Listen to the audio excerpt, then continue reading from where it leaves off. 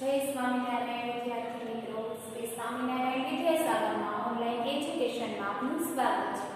આજે આપણે ધોરણ 7 પાઠ નંબર 15 જેનું નામ છે રાજ્ય સરકાર। તો આજે આપણે રાજ્ય સરકાર વિશે સમજૂતી મેળવીશું। તો આપણે વર્ગ વ્યવસ્થામાં સુંદર રીતે જળવાય તે માટે વર્ગ મંત્રીની ચૂંટણી કરીએ છીએ। એટલે આપણે જ્યારે ક્લાસમાં જ્યારે વર્ગની વ્યવસ્થા જળવાઈ રહે તે માટે આપણે મોનિટર અથવા કેપ્ટન બનાવીએ છીએ। મોનિટર અથવા કેપ્ટન બનાવીએ છીએ કે જેથી જ્યારે શિક્ષક ન હોય ત્યારે જે વર્ગ પ્રતિનિધિ છે એ જવાબદારી એને આપણે સોંપીએ છીએ। તો ઉપરાંત વર્ગ સફાઈ સમિતિ, વર્ગ સુશોભન સમિતિ, વર્ગ વ્યવસ્થા સમિતિ વગેરેની રચના કરીએ છીએ। તો આપણી શાળામાં અનેક સમિતિ છે, તો એમાં પણ આપણે ઘણા વિદ્યાર્થીઓને આપણે અનેક સમિતિમાં આપણે જુદી જુદી સમિતિમાં જુદા જુદા વિદ્યાર્થીઓને કામગીરી ફાળવીએ છીએ। તો તમે પણ વર્ગ સજાવવા અને વ્યવસ્થા માટે ફરજ અચૂક બજાવતા હશો। તમને પ્રશ્ન થશે કે આપણા રાજ્યનો સમગ્ર વહીવટ વ્યવસ્થા અને કારોબાર કોણ કરતું હશે? તો આપણો જે દેશ છે એમાં રાજ્યનો સમગ્ર વહીવટ અને વ્યવસ્થા કારોબાર કોણ સંભાળતું હશે તેવો તમને પણ પ્રશ્ન થતો હશે। રાજ્યનો કારોબાર ચલાવવાનું કામ રાજ્ય સરકાર કરે છે। રાજ્યના મૂળભૂત હેતુ કાયદો અને વ્યવસ્થાની જાળવણી, વિવિધ કાયદાઓ છે તેમની વ્યવસ્થા, તેમનું અમલ થાય તેની જાળવણી દ્વારા લોકોની સુખાકારી અને સલામતી સાચવવાનો છે।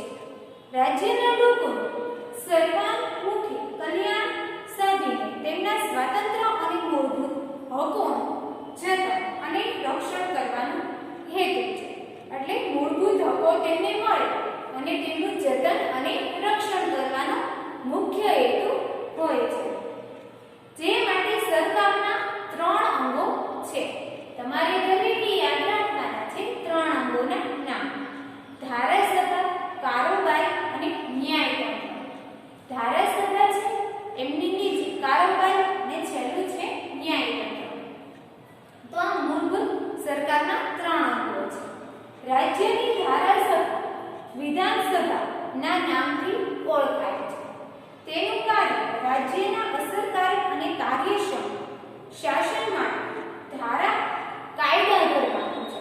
તે રાજ્ય સરકાર છે એ વિવિધ કાયદાઓ ઘડે છે। જ્યારે રાજ્યની કારોબારી વિધાનસભાએ ઘડેલા કાયદાઓનો અમલ કરવાનું કાર્ય કરે છે। કારોબારી છે એ જે કાયદા ઘડ્યા હોય છે તેમનું અમલ કરવાનું કાર્ય કારોબારી કરે છે અને કાયદાનો ભંગ કરનારને સજા કરવાનું કાર્ય ન્યાયતંત્ર કરે છે।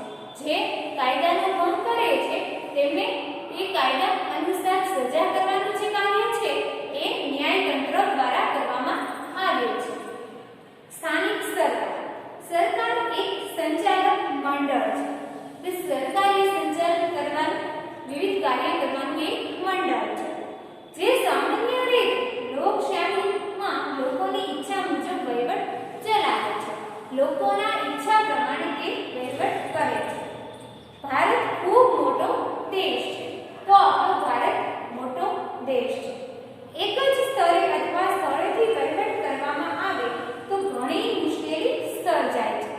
એક સ્થળે આ બધી વહીવટ કરવામાં આવે તો કેટલીક મુશ્કેલી પણ સર્જાય છે। નાગરિકોની અગવડ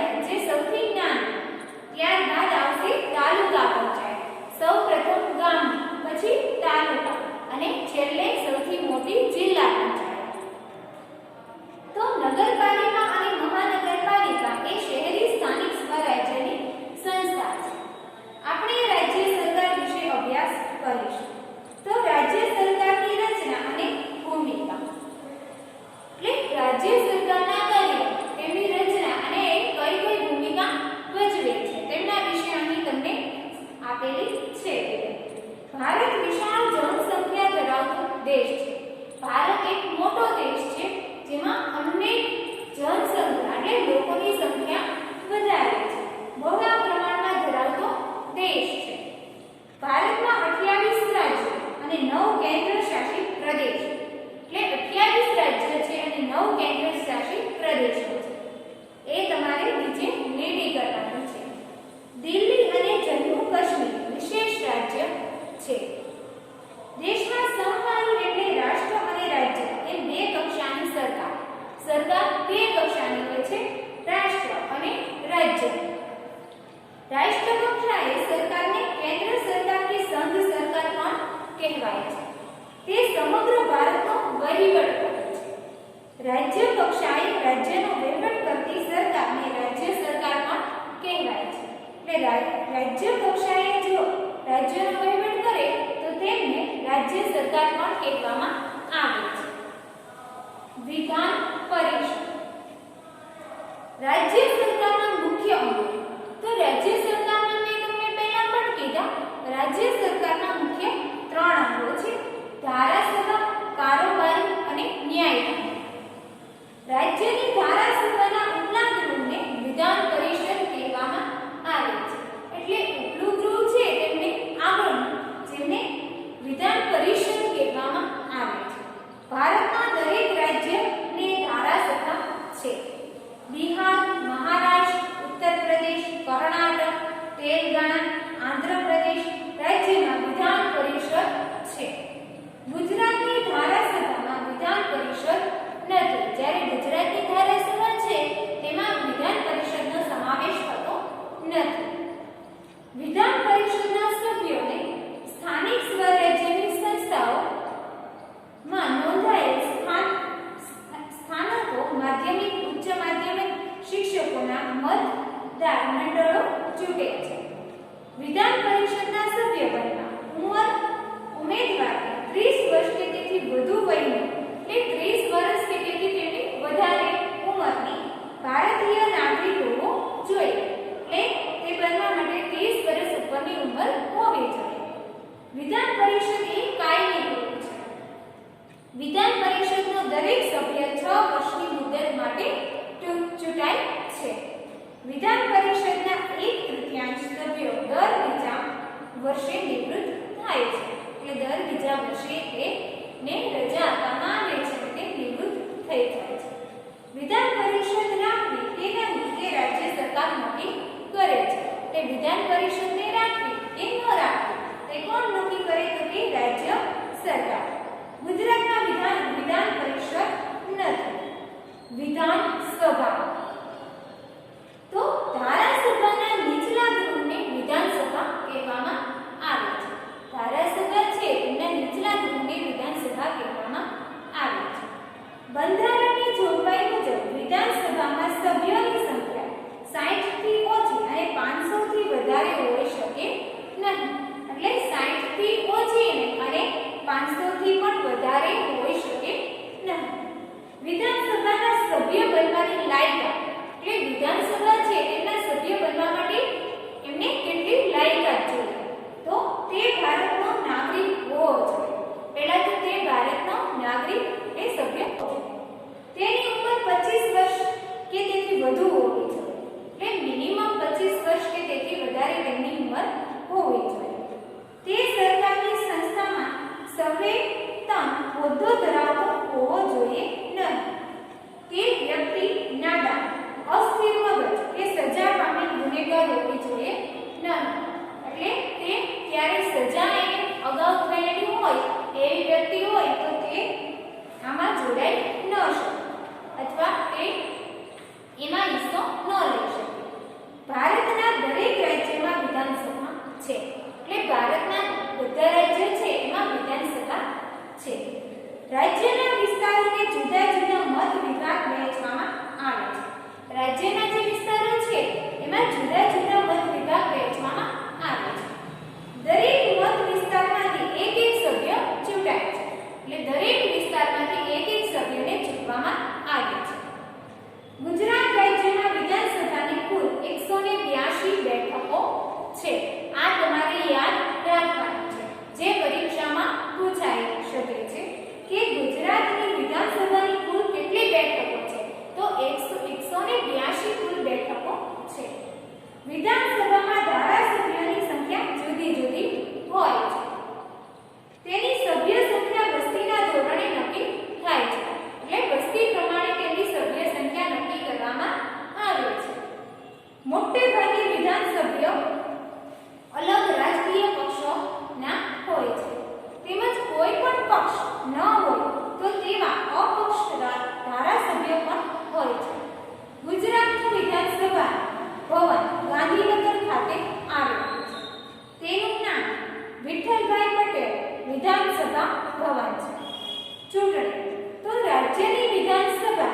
સભ્યોની સામાન્ય ચૂંટણી દર 5 વર્ષે થાય છે. તો ચૂંટણી દર 5 વર્ષે કરવામાં આવે છે. વિધાનસભાના વિધાનસભ્ય કે ધારાસભ્ય પણ કહેવાય છે. અંગ્રેજીમાં તેઓ MLA member of legislative assembly તરીકે ઓળખવામાં આવે છે. એમએલએની પસંદગી લોકો દ્વારા સીધી ચૂંટણી થાય છે, પછી તેમની પસંદગી કરવામાં આવે છે. જુદા જુદા રાજકીય પક્ષો પોતાના પ્રતિનિધિઓને વિધાનસભાની ચૂંટણીમાં પોતાના પક્ષના ઉમેદવારો ઊભા રાખે છે. પોતાના મત વિભાગમાં બહુમતીના આધારે વિધાનસભાના સભ્યો બને છે. એટલે જેમ વધારે સંખ્યા હોય તેમ વિધાનસભાના સભ્ય બનાવવામાં આવે છે. પક્ષના સભ્યો વિધાનસભામાં બહુમતી ધરાવતા હોય તે પક્ષને પોતાની સરકાર રચે છે. જે વધારે બહુમતી જેની સંખ્યા હોય છે તેમને જ લેવામાં આવે છે. વિધાનસભાના સભ્ય લોકોનું પ્રતિનિધિત્વ કરે છે. એટલે લોકોનું પ્રતિનિધિત્વ કરે છે. સમયગાળો વિધાનસભા કાયમી ગૃહ નથી. તેની મુદત 5 વર્ષની છે. એટલે તેને 5 વર્ષની મુદત આપવામાં આવે છે. તેની મુદત પૂરી થતાં તેનું વિસર્જન થાય છે. કેટલીક અસામાન્ય પરિસ્થિતિઓમાં બંધારણની જોગવાઈ અનુસાર સરકાર ચાલી શકે એમ નથી. સરકાર રચના થઈ શકે એમ ન હોય ત્યારે રાજ્યપાલની ભલામણ રાષ્ટ્રપતિ રાજ્યમાં રાષ્ટ્રપતિ શાસન લાદે છે. એટલે ત્યારે રાષ્ટ્રપતિ દ્વારા કરવામાં આવે છે. તે સમય દરમિયાન રાજ્યપાલ રાજ્યનો વહીવટ સંભાળે છે. ત્યારે આવી પરિસ્થિતિ હોય ત્યારે રાજ્યપાલ છે એ રાજ્યનો વહીવટ સંભાળે છે. વિધાનસભ્યો તેમાંથી વિધાનસભાના સરળ સંચાલન માટે સ્પીકર, અધ્યક્ષ, ઉપાધ્યક્ષ ને ચૂંટી કાઢે છે. અધ્યક્ષ અને ઉપાધ્યક્ષ બંનેને ચૂંટવામાં આવે છે. વિધાનસભાના નાણાકીય અને સામાન્ય ખરડાઓ રજૂ થઈ શકે છે. ખરડાઓ વિવિધ તબક્કાઓમાંથી પસાર પણ થઈને રાજ્યપાલની મંજૂરી માટે મોકલવામાં આવે છે. તો રાજ્યપાલની મંજૂરી મળતા ખરડો કાયદો બને છે. તો ખરડો કાયદો ક્યારે બને છે? તો કે જ્યારે ખરડાઓ વિવિધ તબક્કામાંથી પસાર થઈને રાજ્યપાલની મંજૂરી માટે મોકલવામાં આવે છે અને રાજ્યપાલની જ્યારે સહી થાય છે અને રાજ્યપાલ મંજૂરી આપે છે ત્યારે ખરડો કાયદો બને છે. કાર્ય વર્તમાન કાયદાઓમાં સુધારા વધારા કરે છે. જરૂર જણાય ત્યાં નવા કાયદાઓ પણ એ ઘડે છે. જૂના અને અપ્રસ્તુત કાયદાઓને રદ કરવામાં આવે છે. અંદાજપત્રની મંજૂર કરે છે. કારોબારી પર અંકુશ રાખે છે. એટલે કારોબારીના કાર્ય પર પણ એ ધ્યાન રાખે છે. પ્રશ્નો વિધાનસભામાં પ્રશ્નોત્તરીના સમયે કોઈ પણ વિધાનસભ્ય નિયત થયેલ વિષય પર પ્રશ્ન પૂછી શકે છે. એટલે કોઈ પણ નિયત થયેલ વિષય પર તે પ્રશ્ન પૂછી શકે છે. સૂચનાઓ પણ તે આપી શકે છે. પોતાના મત અને અભિપ્રાય પણ રજૂ કરી શકે છે. ત્યારબાદ જે તે ખાતા મંત્રી પૂછાયેલા પ્રશ્નના ઉત્તર આપે છે. જરૂરી પગલાં પણ લેવાઈ રહ્યા છે. તેની સ્પષ્ટતા પણ તે કરે છે. પ્રશ્નના નિરાકરણ માટે ગૃહને બાંયધરી પણ આપે છે કે એ જે છે પ્રશ્ન એના ઉકેલ માટેની બાંયધરી પણ લખી દે છે. વિધાનસભ્યો અધ્યક્ષના માધ્યમથી મંત્રીઓને મુખ્યમંત્રીને પણ પ્રશ્ન પૂછી શકે છે. કારોબાર તો રાજ્યની કારોબાર એ રાજ્ય સરકારનું મહત્વનું અંગ છે. જે કારોબારી છે એ રાજ્ય સરકારનું મહત્વનું અંગ ગણવામાં આવે છે.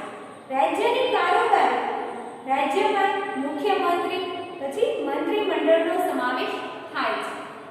મંત્રીઓના નિયંત્રણ અને માર્ગદર્શન હેઠળ કામ કરતા વહીવટ અધિકારીઓનો સમાવેશ પણ આમાં થાય છે. એટલે તેમની નીચેના મંત્રીઓ નીચેના માર્ગદર્શન અને તેમની નીચે કામ કરતા વહીવટી અધિકારીઓનો પણ કારોબારીનો સમાવેશ કરવામાં આવે છે. મંત્રીમંડળને રાજકીય કારોબારી અને વહીવટી અધિકારીઓને વહીવટી કારોબારી પણ કહેવામાં આવે છે. ત્યારબાદ તમને આપેલા છે કારોબારીના વિવિધ કાર્યો. તો વિધાન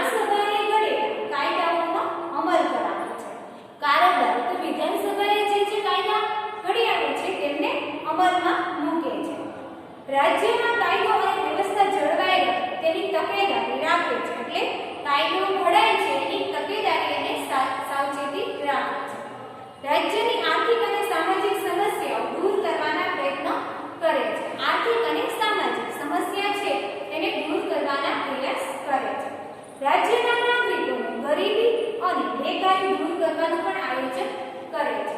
એટલે જે નાગરિકો છે એને ગરીબી અને બેકારી છે સમાજમાં એને દૂર કરવાના પ્રયત્નો કરે છે. શિક્ષણ, સ્વાસ્થ્ય, વાહન વ્યવહાર, સંદેશાવ્યવહાર, વીજળી વગેરેની સેવાઓ પણ એ પૂરી પાડે છે. નાગરિકોને જીવન જરૂરિયાતની ચીજ વસ્તુઓ મળી રહે તેનું આયોજન પણ કરે છે. સમગ્ર રાજ્યમાં વહીવટ સરળતાથી ચાલે તેની કાળજી રાખે છે. એટલે રાજ્યમાં વિવિધ કાર્ય છે એ વ્યવસ્થાપૂર્વક ચાલે તેની સાવચેતી રાખે છે. રાજ્ય સરકાર પ્રજા કલ્યાણના કાર્ય કરે છે. પ્રજાનું કલ્યાણ થાય એવા કાર્ય પણ કરવામાં આવે છે. રાજ્યપાલ, જેને કૌંસમાં તમે ગવર્નર કહી શકો છો. ભારતના દરેક રાજ્યમાં રાજ્યપાલ હોય છે. તેઓ રાજ્યના બંધારણીય વડા છે. તેઓ રાજ્યની કારોબારીમાં પણ વડા છે. નિમણૂક દેશના રાષ્ટ્રપતિ વડાપ્રધાનની સલાહ મુજબ 5 વર્ષ માટે કરવામાં આવે છે. રાજ્યનો બધો જ વહીવટ તેમના નામથી જ થાય છે. 35 વર્ષની તેથી વધુ વયનો ભારતનો નાગરિક રાજ્યપાલનો હોદ્દો અને લાયક ગણાય છે. રાજ્યપાલના આપણે કાર્ય છે તો રાજ્યની વિધાનસભા બહુમતી ધરાવતા પક્ષના નેતા મુખ્યમંત્રી તરીકે નિમણૂક કરે છે. મુખ્યમંત્રીની સલાહ પ્રમાણે પ્રધાનમંડળના નિમણૂક કરે છે. વિધાનસભાની બેઠકોને બોલાવે છે. તેમજ જરૂર પડે તો વિધાનસભાને વિખેરી નાખવાની સત્તા પણ એ લોકો ધરાવે છે. રાજ્યમાં જરૂરી પડે તો વટહુકમ બહાર પાડે છે. રાજ્યના એડવોકેટ જનરલ અને રાજ્યની જાહેર સેવા આયોગના અધ્યક્ષ વગેરેની પણ નિમણૂક એ કરે છે. વિધાનસભાએ પસાર કરેલા ખરડા પર સહી કરીને ખરડાનું કાયદાનું સ્વરૂપ પણ એ લોકો આપે છે. રાષ્ટ્રપતિ સાથે વિચાર વિમર્શ કરી અને રાજ્યની વડી અદાલતના ન્યાયાધીશોની પણ નિમણૂક કરે છે. તેઓ તટસ્થ અને નિષ્પક્ષ રહીને રાજ્યનું વહીવટનું ધ્યાન રાખે છે. મુખ્યમંત્રી રાજ્યપાલ અને વિધાનસભા બહુમતી ધરાવતા પક્ષના નેતા નિમણૂક કરીને મુખ્યમંત્રી કરે છે. તે તેમની નિમણૂક છે તે મુખ્યમંત્રી દ્વારા કરવામાં આવે છે. રાજ્યપાલની મોટા ભાગની સત્તાઓ મુખ્યમંત્રી મંડળ ભોગવે છે. એટલે જે સત્તા છે કાર્ય તે મુખ્યમંત્રી ભોગવે છે. ગુજરાતમાં મુખ્યમંત્રી તેમના મંત્રીમંડળનું કાર્ય નવા સચિવાલય અને સ્વર્ણિમ ભવન ગાંધીનગરમાં છે. મંત્રીમંડળ 3 કક્ષાના મંત્રીઓ હોય છે. મંત્રીમંડળ છે એમાં 3 કક્ષાના મંત્રીમંડળ હોય છે. કેબિનેટ કક્ષાના મંત્રીઓ, રાજ્ય કક્ષાના મંત્રીઓ અને નાયક કક્ષાના મંત્રીઓ. તો મુખ્યમંત્રીના કાર્ય મંત્રીમંડળની બેઠકો બોલાવે છે. દરેક મંત્રીઓના કાર્યની દેખરેખ પણ તે રાખે છે. જરૂર પડે તો મંત્રીઓને માર્ગદર્શન પણ પૂરું પાડે છે. મંત્રીમંડળે લીધેલા નિર્ણયો અને જાણકારી પણ રાજ્યપાલને આપે છે. જો તેમણે જે નિર્ણય લીધા છે તેમની જાણકારી રાજ્યપાલને આપે છે. મંત્રીમંડળના મંત્રીઓ જુદા જુદા વહીવટી ખાતાઓની વહેંચણી પણ કરે છે. વહીવટના ખાતા છે તે વહેંચવામાં આવે છે. જરૂર પડે તો મંત્રીમંડળ પુનઃરચના પણ કરે છે. વિધાનસભાના નાણામંત્રી પાસે રાજ્યનું અંદાજપત્ર રજૂ કરાવે છે. રાજ્યના નાગરિકો કલ્યાણ સુખાકાર વિકાસ માટે સતત કાર્યશીલ રહે છે. નાગરિકોના વિકાસ માટેના બધા કાર્ય કરે છે. તેઓ સરકારની નીતિઓ ઉદ્ઘોષક, પથદર્શક અને સુકામ તરીકે પણ ફરજ બજાવે છે. જય સ્વામિનારાયણ.